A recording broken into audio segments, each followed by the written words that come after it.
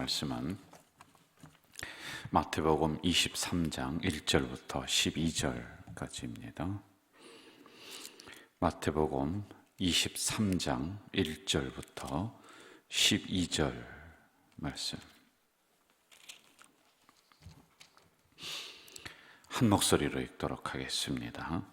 이에 예수께서 무리와 제자들에게 말씀하여 이르시되 서기관들과 바리새인들이 모세의 자리에 앉았으니 그러므로 무엇이든지 그들이 말하는 바는 행하고 지키되 그들이 하는 행위는 본받지 말라.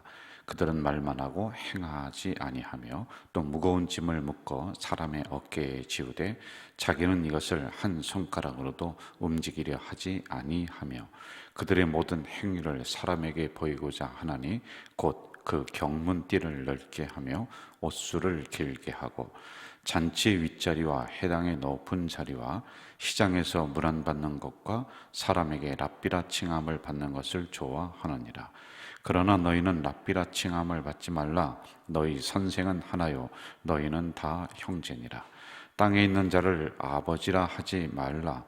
너희의 아버지는 한 분이시니 곧 하늘에 계신 이시니라. 또한 지도자라 칭함을 받지 말라. 너희의 지도자는 한 분이시니 곧 그리스도시니라. 너희 중에 큰 자는 너희를 섬기는 자가 되어야 하리라. 누구든지 자기를 높이는 자는 낮아지고 누구든지 자기를 낮추는 자는 높아지리라. 아멘. 캘리포니아의 에크먼 교수라고 하는 분이 있는데요, 거짓말이라고 하는 책을 썼어요. 이제 사람의 유형을 분석을 오랜 시간 동안 했는데 저 사람이 진짜를 얘기하느냐 거짓말을 하느냐, 이걸 이제 분석을 했단 말입니다. 거짓말을 하는 사람들의 특징을 이렇게 얘기해요. 과장된 웃음이나 과장된 행동, 표현이 있다는 거예요. 그러니까 과도하게 막 사람에게 행동을 한다든지 표현을 하고 뭐 웃는다든지 하면은 그 사람이 진실되지 않을 가능성이 있다, 이런 얘기예요. 그리고 목소리가 떨리거나 톤이 낮아진다는 겁니다. 손으로 얼굴을 가린다.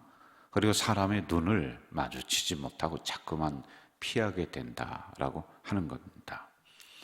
이렇게 말은 잘하는데 행동이 일치하지 않을 경우에는 그 사람이 거짓말일 가능성이 많다, 이런 이야기를 하고 있어요. 자, 그런데 이 거짓말은 또 거짓말을 감추기 위해서 또 가지고 와요. 그리고 또 거짓말을 해요. 또 거짓말을 해요. 그래서 이 거짓말을 포장하기 위해서 끊임없이 진실은 가리고 거짓말로다가 이 부분을 다 포장을 하고 있단 말입니다. 민하우젠 증후군이라고 하는 게 있어요. 민하우젠이라고 하는 사람 이름이에요. 그런데 이제 이렇게 우리가 살아가는데 민하우젠이라고 하는 사람이, 어떤 사람이 그 학자가 보니까 거짓말을 밥 먹듯이 하는 거예요. 왜 그런가 하고 그 사람은 이제 연구를 했습니다. 그랬더니 정신적인 질병 중에 하나가 거짓말이다. 자기가 혼자 상상을 합니다. 그런데 그게 실제 있었던 사건으로 자기는 그렇게 받아들인 거, 혼자 그렇게 판단하고 생각을 하는 거예요. 그래서 민하우젠 증후군, 이 사람의 이름을 따서 그런 질병의 이름을 만들었단 말이에요. 이렇게 거짓말은 사람이 안 한 것을 했다라는 착각까지도 일으키도록 만드는 것이다 라고 하는 겁니다. 자, 그러면서 분석을 했는데 그럼 왜 그랬느냐, 왜 이렇게 이 사람이 하느냐라고 봤더니요, 관심을 받기 위해서, 사랑을 받기 위해서 사람들에게 자기가 잊혀져 가는 게 너무 괴로운 거예요. 그래서 거짓말로 사람의 관심을 자기에게 쏠리게 만들었다라고 하는 이런 질병으로 평가를 했단 말입니다. 자, 사람을 판단하는 기준인 여러분은 어디에 있습니까? 그 사람이 지금 어떤 옷을 입고 있느냐, 무엇을 먹었느냐, 무슨 차를 타고 다니느냐, 아마 그건 아닐 거예요. 그렇죠? 사람을 판단하는 기준은 그러한 것보다도 지금 그 사람의 생각이 무엇이냐, 지금 어떻게 행동하고 있느냐라고 하는 것에 따라서 그 사람의 진실된 여부를 판단을 할 겁니다. 여러분, 신앙도 마찬가지예요. 겉으로는 굉장히 화려할 수 있어요. 말은 많이 합니다. 그런데 행동이 없어요. 속은 깡통이란 말이에요. 이게 앞에서 가르치는 저라든지 우리 목사님들이 이런 고민이 굉장히 많아요. 여러분이 앞에서 얼마나 우리가 이렇게 설교를 많이 하고 말을 얼마나 우리가 화려하게 잘합니까? 이 앞에서 말 잘못하는 사람 별로 없거든요. 다 좋은 얘기죠. 이 강대성에 사는 얘기는. 그런데 여러분, 이것을 가장 못 지키는 사람이 우리인 것 같단 말이에요. 말은 그렇게 했으면은 최소한 어느 정도 우리가 수준에 올라서 그렇게 행동도 나가고 이렇게 하면은 좋겠는데, 앞에 서 있는 목회자들은 말은 이만큼 하고 행동은 요만큼 있고 하는 그런 고민 속에 우리들이 있습니다. 여러분 어떤가 한번 좀 스스로 보셔야지만이 돼요. 우리 3절로 가보겠습니다. 3절 같이 한번 읽어봅시다. 그러므로 무엇이든지 그들이 말하는 바는 행하고 지키되 그들이 하는 행위는 법받지 말라. 그들은 말만 하고 행하지 아니하며. 자, 말과 행동이 특별히 일치하지 않는다, 이걸 지적을 하고 있죠. 여러분, 우리가 함께 공동체 생활을 해나가고 있습니다. 그런데 참 중요한 게 뭐냐면은 할 수만 있으면은 말은 적게 해야 돼요. 자꾸 적게 해야 돼요. 그리고 행동은 자꾸 크게 해야지, 실천을 해야지만이 된다라는 거예요. 모든 것이 말로부터 화근입니다. 여러분, 말을 우리가 잘하면은 말로부터 복이 들어오고요, 말로 모든 일이 틀어지게 만들고요, 말로 모든 관계가, 그래서 말이 화근이 되는 거예요. 여러분, 글과 말은, 저도 이렇게 글을 씁니다. 그런데 어떤 분이 저에게 이런 얘기 하더라고요. 목사님, 책도 좀 더 많이 내고 설교집을 많이 내시기 바래요. 그래서 제가 그랬어요. 내가 우리 성도들에게 이렇게 할 때는 내가 글을 써서 설교를 준비하지만, 이게 책으로 내서 다른 사람에게, 이 대한민국에 있는 많은 사람들에게 보여지는 즉시 바꿀 수가 없어요. 이거는 한 번 기록된 거라 잘못돼도 책임이 다 저에게 있는 거란 말이에요. 그래서 조심스럽습니다. 제가 그 얘기했어요. 말도 똑같아요. 여러분, 말은 한 번 내 입에서 쏟아지잖아요. 그러면 이게 바꾸기가 어렵다는 거예요. 그래서 3, 4, 1원 3번 생각하고 한 번 말하라, 이렇게 얘기를 하지 않습니까? 어르신들의 옛날 속담이 그게 있단 말입니다. 자, 우리가 조리 있게 말은 잘한다. 그런데 그런 조리 있게 말은 잘하는 사람을 가만히 봐야 돼요. 행동이 따르느냐, 이걸 봐야 돼요. 행동이 없다, 그러면은 사자 기질이 있는 거예요. 사자는 뭡니까? 사기꾼이에요. 여러분, 행동 없이 말로 사람을 잘 현혹한다, 이게 수상한 거란 말이에요. 그래서 여러분, 말을 할 때는 행동이 뒷받침되고 있느냐, 이걸 우리가 봐야지만이 된다는 것이죠. 자, 다음으로 거짓된 신앙은 모든 책임을 다른 사람에게 뒤집어 씌운다. 4절로 가겠습니다. 4절 같이 읽읍시다. 시작. 또 무거운 짐을 묶어 사람의 어깨에 지우되 자기는 이것을 한 손가락으로도 움직이려 하지 아니하며, 이렇게 나와요. 자, 어려운 자리는 피합니다. 힘든 자리는 다 피해요. 그리고 영광된 자리는 자기가 쏙가서 차지하고요. 그리고 자기는 가벼운 짐을 지고 다른 사람에게 그 무거운 짐을 다 떠맡기고, 자기는 그냥 먼지 하나 안 묻히고 다른 사람은 일꾼처럼 부리고, 그러한 사람들도 세상에도 많아요. 그리고 교회에도 있다는 거예요. 여러분, 교회에서 가장 낮은 자리에서 가장 천한 일을 하고 가장 먼지 묻은 일을 하는 사람들이 누구냐? 여러분, 질서상으로 서리 집사가 아니에요.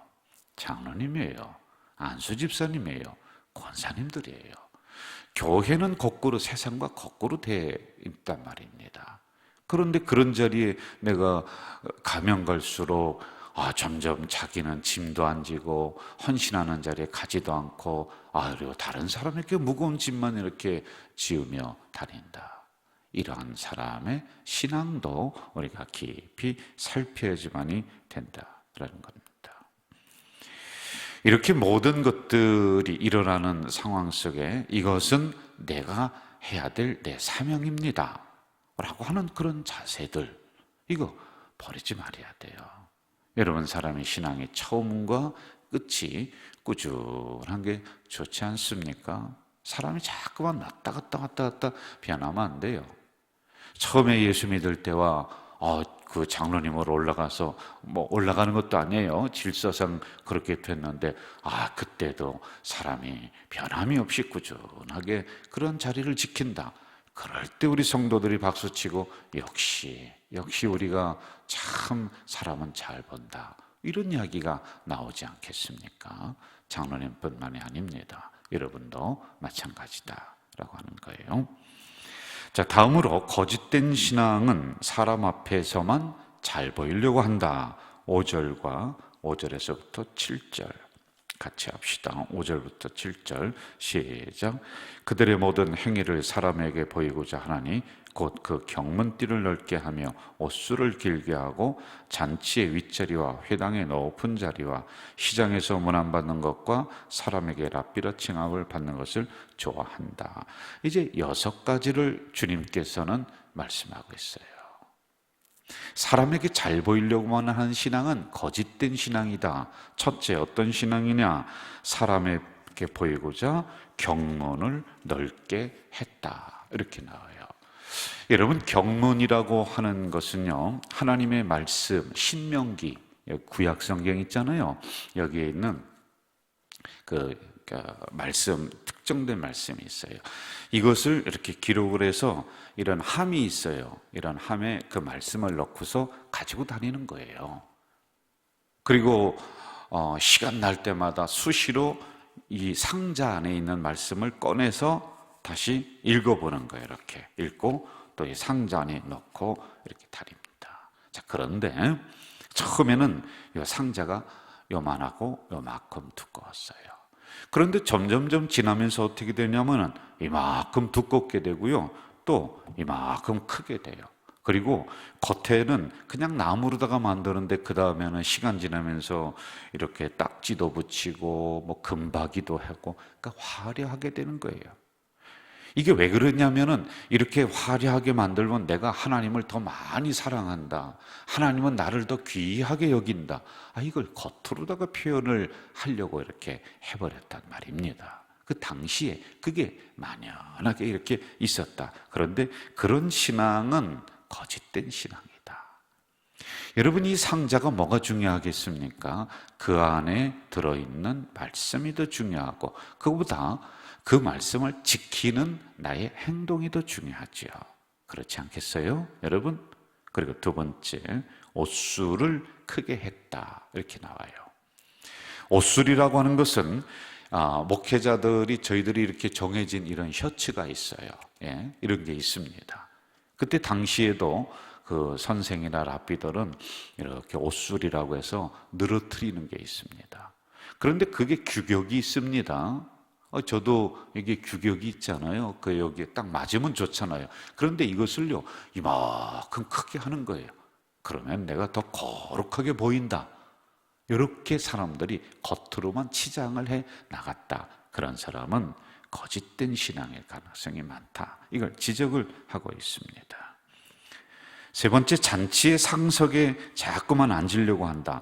여러분, 잔치는 세상적인 개념입니다. 그러므로 잔치의 상석이라고 하는 것은 세상 권력을 더 추구하고 돈을 더 추구하고 명예만 추구하고 자꾸 그쪽으로 사람이 나가려고 한다라고 하는 거예요. 성공은 좋은 겁니다.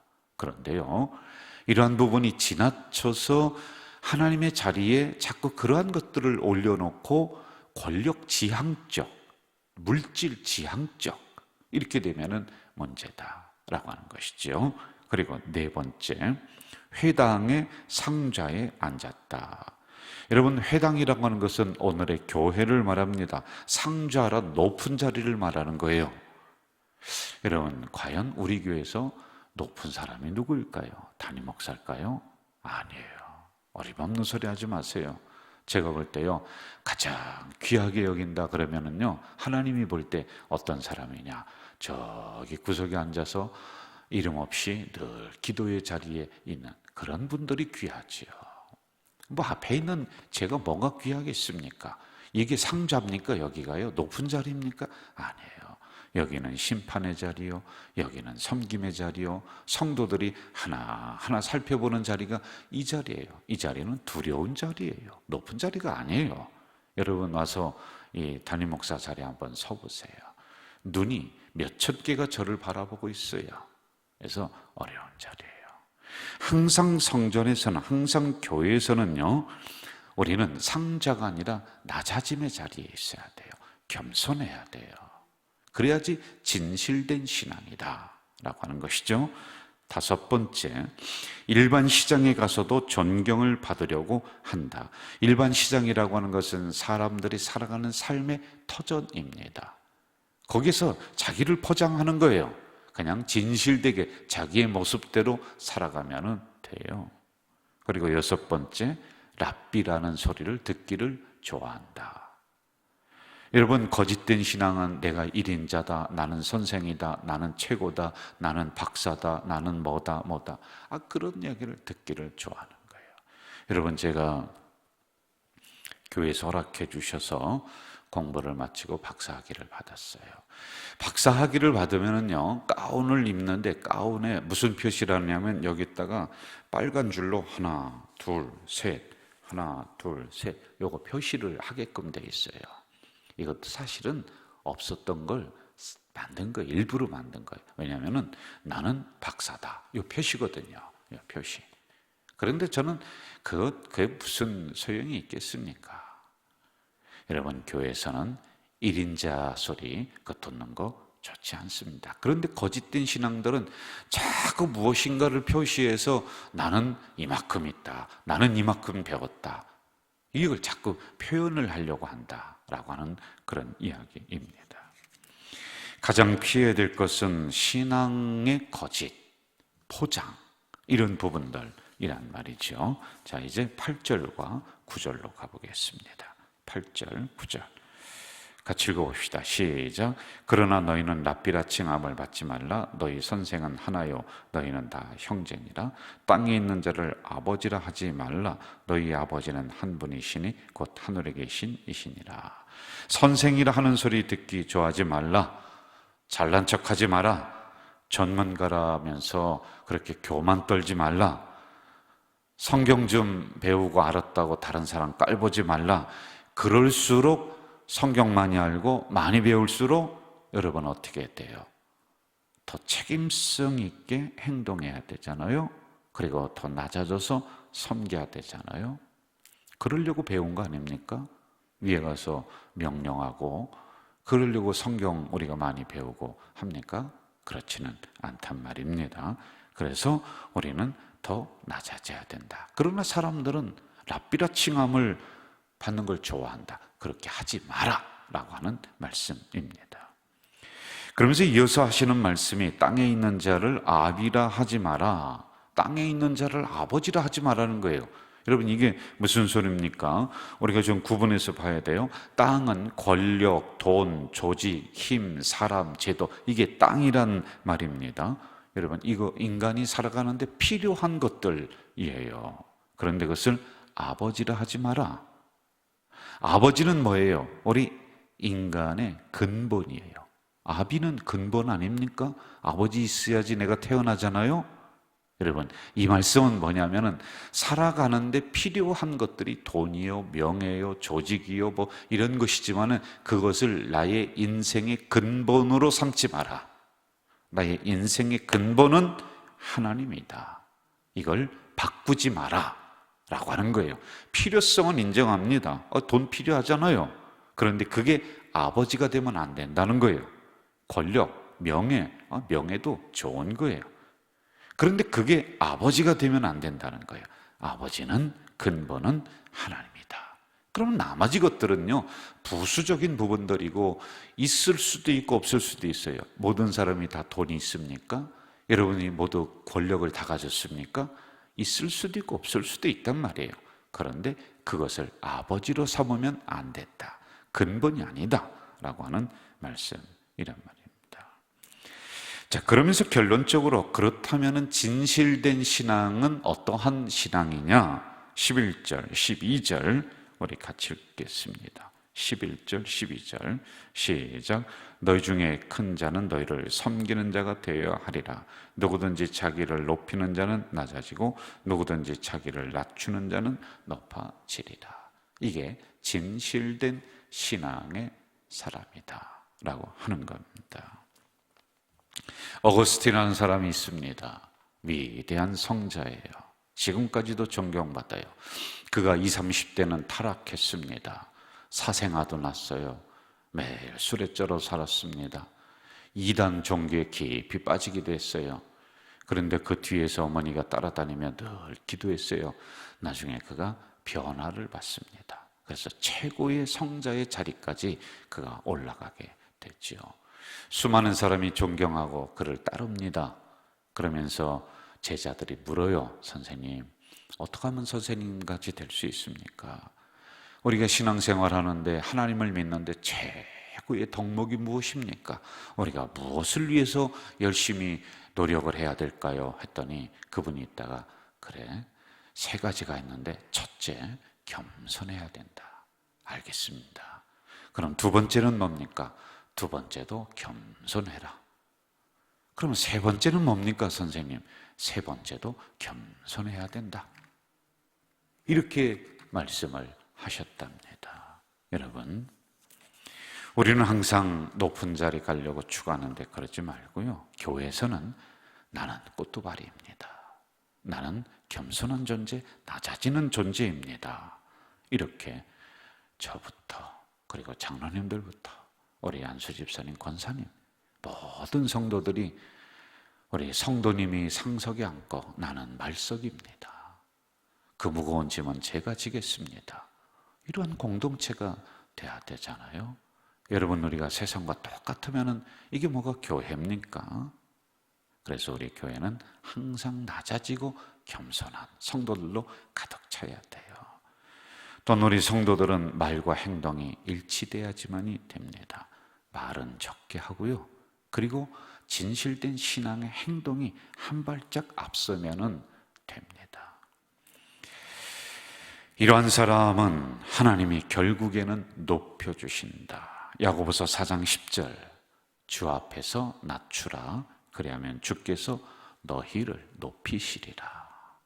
기도하겠습니다. 하나님 아버지, 이 새벽에 연약한 저희들을 깨워주시고 말씀을 주시니 감사합니다. 오늘 주신 말씀 가슴 깊이 새기며 내 말씀으로 행동하며 나가는 우리가 될 수 있도록 인도해 주시옵소서. 예수님의 이름으로 기도하옵나이다. 아멘. 하늘에 계신 우리 아버지, 아버지의 이름을 거룩하게 하시며 아버지의 나라가 오게 하시며 아버지의 뜻이 하늘에서와 같이 땅에서도 이루어지게 하소서.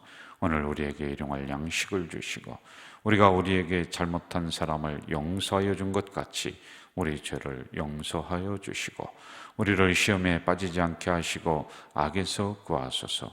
나라와 권능과 영광이 영원히 아버지의 것입니다. 아멘.